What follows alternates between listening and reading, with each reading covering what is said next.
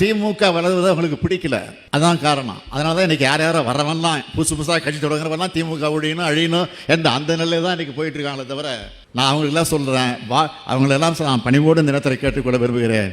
இன்றைக்கு இந்த 3 ஆண்டு காலத்தில், இந்த 3 ஆண்டு காலத்தில் 4 ஆண்டை தொடரக்கூடிய இந்த நிலைகளை, இந்த ஆட்சி செய்திருக்கக்கூடிய சாதனைகளை ஒரு கணம் எண்ணி பாருங்கள். ஒரே வரையில் சொன்னால் அண்ணா சொல்வார், வாழ்க வசவாளர்கள் அப்படின்னு ஒரு சொல்லுவார். அதான் நான் சொல்ல முடியும்.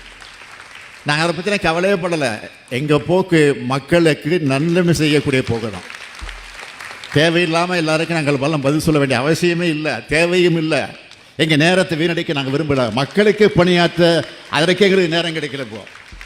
ஆகவே நீங்கள் எந்த நம்பிக்கையோடு எங்களை நம்பி இந்த ஆட்சியை ஒப்படைத்திருக்கிறீர்களோ அந்த நம்பிக்கையோடு உங்களுக்காக பணியாற்ற நாங்கள் காத்திருக்கிறோம்.